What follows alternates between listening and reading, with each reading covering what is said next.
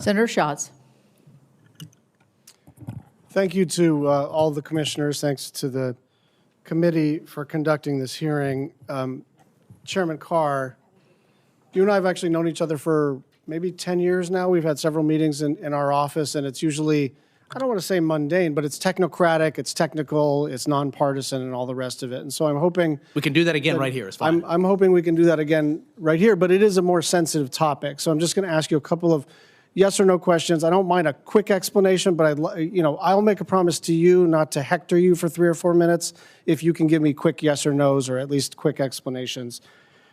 Chairman Cruz said, I think it is unbelievably dangerous for the government to put itself in the position of saying we're going to decide what speech we like and what we don't, and we're going to threaten to take you off the air if we don't like what you're saying. Do you see this issue the same way as the chairman? Well, my position on this is pretty clear. We have a public interest standard that Congress has put into the law, and there's a number of very specific rules and doctrines that flow from that. The broadcast hoax rule, the news distortion rule. So my position, and I think the Trump administration position, is that we should be enforcing those rules and policies. If Congress wants to change it, you're free to change it. So you think you have jurisdiction over political satire under the public interest standard and the news distortion standard, just to put a fine point on it? My position is just about that one is a yes or no. Do you have jurisdiction or not?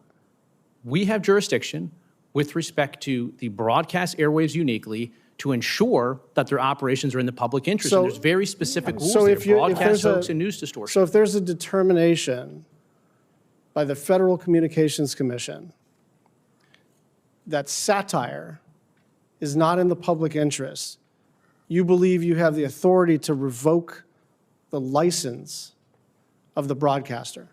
That's not my position at all. Okay. My position is if the use of the facilities isn't in the public interest. Then let me clarify the question. Satire that's not broadcast hoax, that's not news distortion policy, is perfectly fine. But I also don't understand the conversation about what satire are we talking about? Where was there satire? We're not doing the questions in this direction. Okay. What is the FCC standards for making this kind of evaluation about whether news has been distorted? My understanding is that this has been used 8 times. The chairman, and I think he's right, is saying like this is rarely invoked, and there's a reason for that. Because yes, we have a statute that governs what the FCC is supposed to do, but basically the FCC has decided we need to get out of the business of refereeing what is offensive, and if something is indecent or obscene, that's one thing, right? If they're violating the terms of their broadcast license, that's another thing. If they just say an awful thing on the air, it seems to me, Chairman, that's not your jurisdiction. And I know you're quick and you understand this law backwards and forwards. I understand. I remember you when you were counsel for Chairman Pai. So I don't doubt your ability to race right into how the architecture of the originating statute. But I'm asking you, do you think it is appropriate for you to have an opinion at all in your official capacity about what a comedian says, as offensive as it may have been? Senator, my job is to implement the law passed by Congress. And Congress has said that broadcast is fundamentally different, that there's a public interest standard. Do you think there are decades of precedent on this? Do you think there are any conservative commentators or conservative comedians or conservative satirists that ever say anything offensive that you would consider investigating?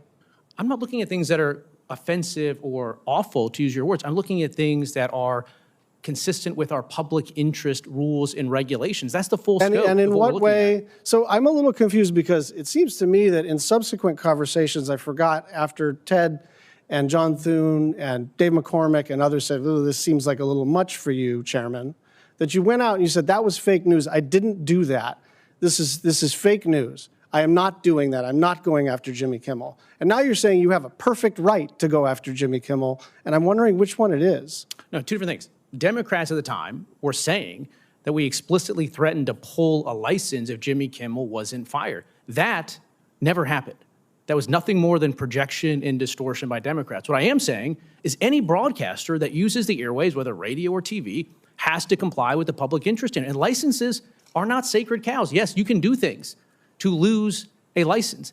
But if we want to change that, that's up to Congress. And one idea, for instance, is why don't we put all the broadcast TV licenses up for auction? And if people want to buy them without the public interest obligation, they can do that. But look, there was a bargain here. I mean, you're kind of tiptoeing through the tulips here, right? Because what you actually said is they have a license granted by us at the FCC that comes with an obligation to operate in the public interest.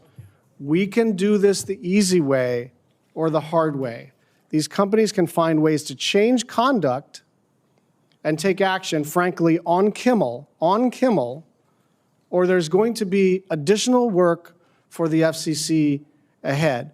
Chairman, my final comment is I have actually enjoyed our relationship. I have praised you behind your back as a solid, someone I disagree with, but solid, knowledgeable person. This stuff, at least up until the last year, has been out of character, and it will not age well. And it will not age well on the conservative side of the aisle and the liberal side of the aisle. This is not American FCC behavior, and I'm hoping we can recalibrate. So let me try to understand this. Did you have an issue when Senator Markey told the FCC to investigate Sinclair for their news activities? Was there any issue raised there? I'm going to allow this because I was tough on you. You did ask me a question. This is the first time I've ever going to respond to a question from a witness. I did not sign that letter.